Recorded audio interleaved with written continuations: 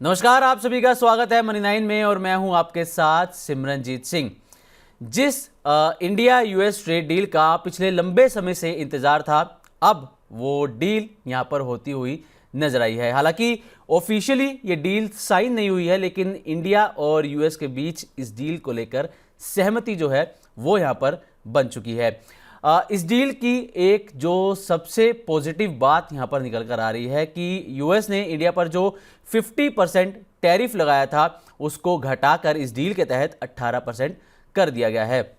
और अब इस डील में क्या कुछ हो सकता है, लोगों के लिए क्या कुछ बड़ी चीज़ें इसमें निकल के आ सकती हैं और इसका शेयर मार्केट पर क्या इम्पैक्ट हो सकता है, इकोनॉमी में कितना बूस्ट ये डील ला सकती है, इन तमाम मुद्दों पर बातचीत करने के लिए हमारे साथ जुड़ चुकी हैं अर्पिता मुखर्जी मैम, जो कि रिनाउंड ट्रेड एक्सपर्ट हैं और साथ ही प्रोफेसर हैं Indian council for research on international economic relations. Arpita ma'am, बहुत बहुत स्वागत है आपका। नमस्कार।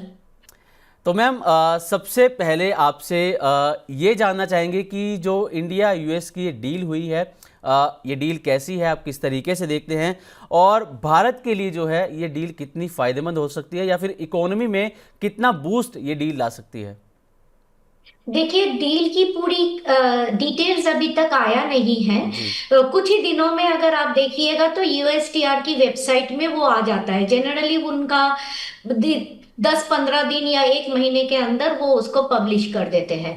तब हमको ज्यादा जानकारी होगी, मगर अभी जो समझ में आ रहा है कि 18% एवरेज टैरिफ पे इसको लॉक किया गया है, वो काफी अच्छा है क्योंकि यूएस ने सबके लिए 10% रखा हुआ है। 15% रखा है यूरोपियन यूनियन, और इसके लिए क्या बोलते जापान के लिए रखा है, और इंडोनेशिया का 19%। तो बाकियों का हमसे ज्यादा है। तो ये जी। एक अच्छी बात है कि वियतनाम इंडोनेशिया का हमसे ज्यादा है, बांग्लादेश का किसी किसी सेक्टर में ज्यादा है। तो हमारा जो पॉइंट था कि 50 से 18 बहुत बड़ा जंप है। और जो हमें उन्होंने बोला है कि वो देने वाले हैं, तो अगर वो दे दे उसको, तो हमारे ट्रेडर्स के लिए बहुत अच्छा है क्योंकि सबसे बड़ा मार्केट तो हमारा यूएस ही है। जी। ओके, तो मैम ने यहाँ पर टैरिफ की जो बात करी, तो एशियन कंट्रीज़ में जो सबसे कम टैरिफ है वो भारत पर ही है, अब 18% है। अगर चाइना की बात करें तो चाइना पर 34% टैरिफ है, बांग्लादेश पर 20% है, वियतनाम 20%, इंडोनेशिया पर ये 19% टैरिफ है। अर्पिता मैम, ये चीज़ जानना चाहेंगे कि डील अभी ऑफिशियली साइन नहीं हुई है, सहमति बनी है। कल पीयूष गोयल जी ने भी यही बात वहाँ पर दोहराई है। जिस तरीके से पिछले 1 साल के अंदर डोनाल्ड ट्रंप का रवैया देखने को मिला कि आज वो जो बात करते हैं अगले ही दिन वो उस बात से कहीं ना कहीं पलटते हुए भी नजर आते हैं, तो क्या आपको लगता है कि क्योंकि ये डील ऑफिशियली अभी तक साइन नहीं हुई है तो इसमें आने वाले टाइम में कुछ चेंजेस भी हो सकते हैं? देखिए, ये जो अमेरिका के डील्स है ये सारे बाकियों के डील से अलग है। मैं जी। यूरोपियन यूनियन वाले के साथ इसको अगर कंपेयर करके आपको बताऊं, क्योंकि दोनों डील हुए हैं। यूरोपियन यूनियन डील जिसको बोलते हैं डब्ल्यूटीओ कंप्लायंट डील है, उसको आप डब्ल्यूटीओ में ले जाके उसको आप सबमिट कर सकते हो। ये जो डील्स है ये एग्जीक्यूटिव ऑर्डर की तरह है, इसीलिए जो थ्रेट है ये थ्रेट रहता है। मतलब ये आपको थोड़ा सा अपना फ्रेंडली रिलेशन बनाए रखना पड़ेगा, थोड़ा सा सोच समझ के चलना पड़ेगा, और ये उसको गुस्सा नहीं होना चाहिए। ये वाला मुद्दे पे आपको बड़ा ध्यान रख के चलना पड़ेगा। तो इसमें आपकी, अगर आप ये बोले कि इसकी सैंक्सिटी क्या है, तो सैंक्सिटी तो उसके अपने सुप्रीम कोर्ट में भी बात कर रहे हैं कि ये तो जी। हमारे छोड़ दीजिए, उनके देश में भी वो क्वेश्चन पूछ रहे हैं कि ये कितना अच्छा है कितना बुरा है। मगर अब की ये तो हमारे ऊपर नहीं है, उन्होंने दुनिया के ऊपर इसको रखा है। और हमारे लिए चाइना टाइप का कोई है नहीं कि हम क्रिटिकल मिनरल बंद कर दे या कुछ कर दे। इसी हालत में हम हमें जो मिला है वो बहुत अच्छा है। ओके, एक चीज़ मैम जो इस डील में जिक्र किया गया कि जो डोनाल्ड ट्रंप ने भी कहा कि भारत रशिया से जो ऑयल इंपोर्ट करता है उसको अब कम कर देगा या फिर बंद कर देगा, लेकिन क्या आपको लगता है कि भारत के लिए ये इतना इजी होगा रशिया से ऑयल इंपोर्ट को कम कर देना या फिर बंद कर देना? और क्योंकि कहा जाता है कि बाकी देशों से सस्ता ऑयल जो है हम रशिया से लेते हैं, तो क्या भारत के पास कोई दूसरा ऑप्शन यहाँ पर बचेगा सस्ते ऑयल के लिए?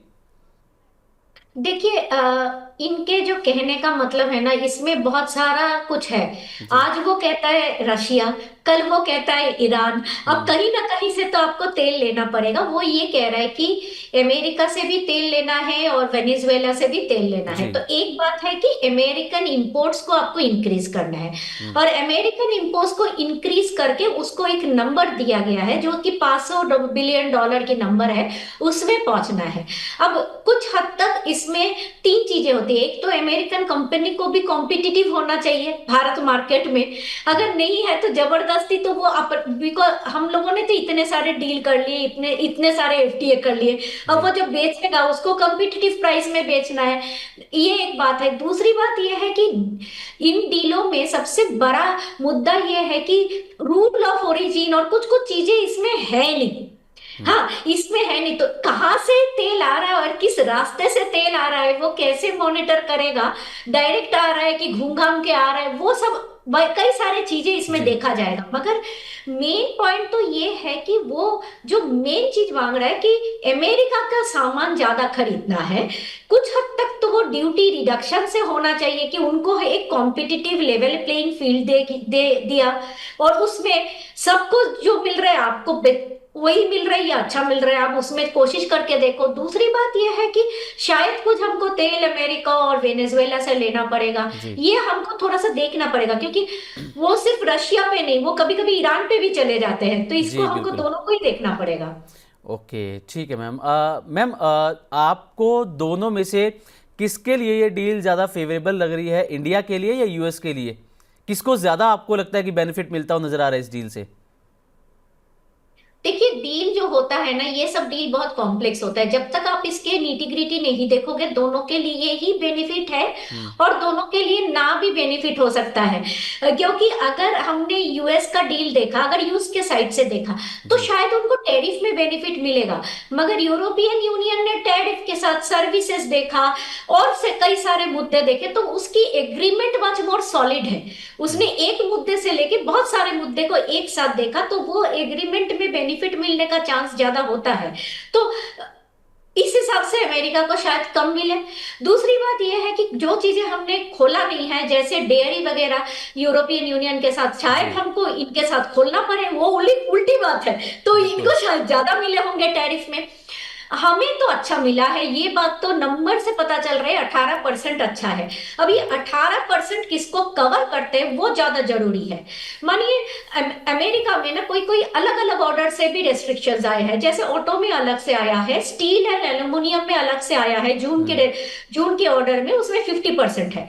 इस डील के अंदर अगर हमने स्टील और एल्यूमिनियम को ले आए, वो एक बड़ा गेन होगा हमारे लिए। मगर हम क्या लाए क्या नहीं लाए, वो जब तक डील आगे नहीं आता बता नहीं सकते। मगर इस टाइम पे हम इतना बता सकते हैं कि दोनों के लिए इक्वल फायदा है, जी। क्योंकि हम लोग दोनों कॉम्प्लीमेंटरी ट्रेड करते हैं। इसके पास जो नहीं है हम देते हैं, हमारे पास जो नहीं है वो लोग देते हैं। इसीलिए बिजनेस को दोनों साइड से फायदा है।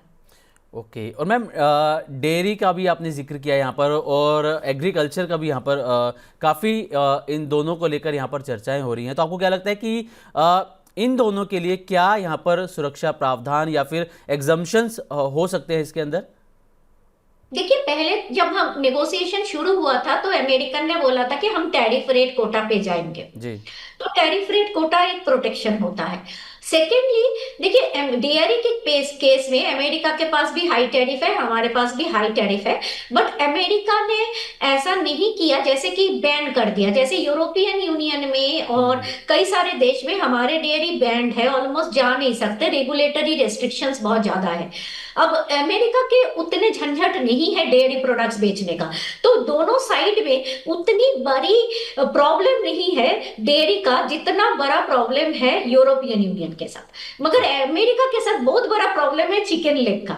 हम्म। आपको याद रहेगा वो चिकन लेग का इंपोर्ट लेके हमारा डब्ल्यूटीओ में भी केस चला है, जो कि एक बार हम हार भी चुके हैं। तो किस चिकन लेग का उनको बहुत बेचने का शौक है भारत में। दूसरी चीज है जीएमओ। जीएमओ भी एक बहुत बड़ा मुद्दा है, क्योंकि जीएमओ में ना आपका हमारा भी पोजीशन थोड़ा सा केस बाय केस है कि कुछ लाने देंगे। तो ये सब चीजों में हमने कैसे प्रोटेक्शन डाले हैं, वो पूरी डील जब आ जाएगी तो हो जाए तो समझ में आएगा। मगर ये जी। जो चीजें है ना, अमेरिका से जो हम एग्री इंपोर्ट कर रहे हैं या फ्यूचर में करेंगे, हम्म। इतना कुछ ज्यादा नहीं है जो जी। कि डील ब्रेकर हो जाए। ओके, ठीक है मैम। मैम एक टेक आपसे शेयर मार्केट को लेकर भी मैं चाहूँगा आपसे, थोड़ा सा आप उसके बारे में बताएं कि कल जब ये डील हुई, डील की अनाउंसमेंट हुई, तो हमने देखा शेयर मार्केट में अच्छी खासी एक रैली देखने को मिली। सेंसेक्स की बात हो, निफ्टी की बात हो, सभी में एक बूम देखने को मिला। लेकिन आज उतना बूम नहीं है मार्केट। आज सुबह से ही गिरा हुआ है, लेकिन अब थोड़ा सा ये रिकवरी करता हुआ यहाँ पर मार्केट जो है वो नज़र आ रहा है। तो मार्केट, ये जो डील है मार्केट को लेकर, हम इसको शॉर्ट टर्म सेंटिमेंट बूस्ट मानकर चलें, या फिर ये जो है डील वो लॉन्ग टर्म इकोनॉमिक रीस्ट्रक्चरिंग का संकेत भी हो सकती है? देखिए, बजट आया है, उसके बाद ये डील आया है, तो जी। एक इमीडिएट रिएक्शन पॉजिटिव है। हम्म। सेकेंडली, आप लॉन्ग टर्म रिएक्शंस के लिए आपको दोनों ट्रेड एग्रीमेंट का टेक्स्ट देखना बहुत जरूरी है, एक यूएस का और यूरोपियन यूनियन का। ये क्योंकि एक्सपोर्ट मार्केट में ये दोनों हमारे सबसे बड़े एक्सपोर्ट मार्केट है, जिनका जी। डील पीछे पीछे हो गया है, मगर उसकी डिटेल्स नहीं है। अमेरिका डील में एक दो प्रॉब्लम्स है, क्योंकि अमेरिका के साथ हम लोग बहुत ज्यादा सर्विसेज एक्सपोर्ट करते हैं, और आईटी सेक्टर वगैरह का अभी भी वो H1B वीजा और जी। डिजिटल टेक्नोलॉजी का जो चैप्टर है, वो इसमें कुछ बातचीत नहीं हुई। हम्म। हम लोग ये सोच रहे थे कि कुछ ना कुछ दोनों साइड, कंपनियां भी दोनों साइड में इसको सील करेंगे, क्योंकि ये अमेरिकन कंपनी का भी बहुत बड़ा मुद्दा है। जी। तो ये अगर कुछ हो सके, इस डील को हम थोड़ा सा आगे ले जा सके, अभी इसको शांति से अगर आगे ले जा सके, हम्म। और सर्विसेज और डिजिटल ट्रेड को भी इसके अंदर ला सके, तो जरूर मेरे को लगता है कि बहुत ज्यादा एक्साइटमेंट रहेगी कंपनियों के बीच में। ओके मैम, थोड़ा सा सेक्टर्स की बात यहाँ पर मैं करना चाहूँगा कि ये डील जब फाइनली साइन हो जाती है, डील हो जाती है हमारे इंडिया और यूएस के बीच में, तो कौन से सेक्टर हैं जो ज़्यादा फोकस में रहने वाले हैं, जिनको ज़्यादा फ़ायदा इस डील से मिल सकता है? देखिए, फार्मास्यूटिकल, फिर इलेक्ट्रॉनिक सेक्टर्स, जो आप देखिएगा हाई टेक्नोलॉजी सेक्टर्स, जहां पे अमेरिकन बेचना चाहते हैं। और दूसरी बात है कि एग्रीकल्चरल सेक्टर्स, तो जी। उनके जो सेक्टर ऑफ इंटरेस्ट है, वो उन्होंने बहुत अच्छे तरह से, एक उनका डॉक्यूमेंट आता है सालाना, वो उनको निकालते हैं, उसको कहते हैं यूएसटीआर ट्रेड बैरियर रिपोर्ट। जी। उस वो चुन चुन के अपने सेक्टर्स उसमें देते हैं। हालांकि अगर आप उस रिपोर्ट को खोल के देखोगे, 18 पेज का इंडिया चैप्टर रहता है, जहां पे एक पेज भी नहीं टैरिफ पे रहता है। जी। तो आप ये देखो कि उनका जो मुद्दा है इंडिया में, वो टैरिफ का इतना बड़ा मुद्दा है ही नहीं, जी। जिसपे हम लोग इतने ज्यादा सोच रहे हैं। उनका मुद्दा सर्विस में है, कुछ एफडीआई ओपनिंग अप में है, जैसे रिटेल खोलो, ये खोलो, वो खोलो है। तो हम्म। इनके जो मुद्दे हैं, वो कहाँ तक ये डिस्कस करेंगे और किस कैसे ये डील को बड़ा डील बनाएंगे। ये और दूसरी बात है कि ये डील नहीं है पूरा पूरा डील। जी। दोनों ही अमेरिकन और यूरोपियन यूनियन का अगर आप देखेंगे, दोनों ने अलग तरह से इसको टच किया है, but it is a defence deal, defence and geo strategic.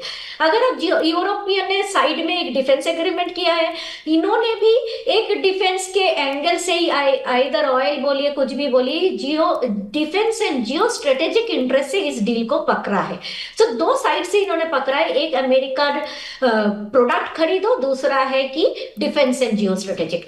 ये ट्रेड डील पूरा पूरा नहीं है। जब जी। पूरा पूरा ट्रेड डील आएगा, तभी बिजनेसेस को सबसे ज्यादा फायदा होगा। और मगर ये एक रास्ता है, आपके पास कोई रास्ता नहीं था, आपने जी। एक बड़ा रास्ता लिया। अभी आप धीरे धीरे इसको ट्रेड डील में बदलने की कोशिश करना चाहिए।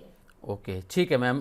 चलिए एक आखिरी सवाल यहाँ पर आपसे लेना चाहूँगा मैम, क्योंकि हम थोड़ा सा हमने शेयर मार्केट का भी जिक्र किया, और इंडिया यूएस डील जो है वो एक बड़ी डील यहाँ पर मार्केट के लिए रही है।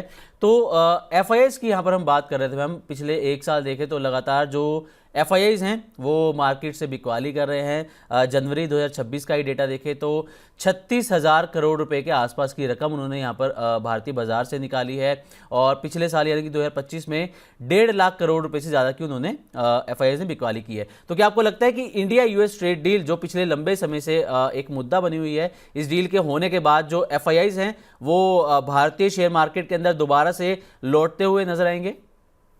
जरूर आएंगे, और इन्वेस्टमेंट भी होगा। शेयर मार्केट एक कंपोनेंट है, पूरी कंपोनेंट में इन्वेस्टमेंट की आशा रखते हैं, क्योंकि अगर अमेरिकन कंपनीज को या बड़ा कोई मार्केट चाहिए और अगर उनके चाइना से रिलेशनशिप अच्छा नहीं हो, और कुछ कुछ जगह पे तो चाइना ने उनको ब्लॉक करके रख दिया, जैसे मानिए मोबाइल फोन में एप्पल को, तो वो जाएंगे कहाँ? उनको जाने के लिए दूसरा बड़ा मार्केट तो भारत का ही है। इसीलिए यहाँ पे इन्वेस्टमेंट होने का बहुत ज्यादा चांस है, दोनों को एक साथ काम करने का बहुत ज्यादा चांस है। स्टार्टअप कोलैबोरेशन और एंटरप्रेन्योरशिप होने का बहुत ज्यादा संभावना है। और अब भारत को क्या कोशिश करना चाहिए कि ये जो मिड रेंज और इंडिविजुअल जो फाइनेंसिंग है, जिसके बारे में बजट में भी बात की गई है, इसको अट्रैक्ट करना है। बड़े कंपनीज शायद है और आएंगे भी, मगर अभी जो आपको मिड साइज, छोटा और जो एनआरआई काइंड ऑफ लिंकेजेस है उसको डेवलप करना है। ओके, चलिए अर्पिता मैम, बहुत बहुत शुक्रिया अपना कीमती समय देने के लिए मनी9 को। शुक्रिया मैम। नमस्कार, थैंक यू। नमस्कार मैम।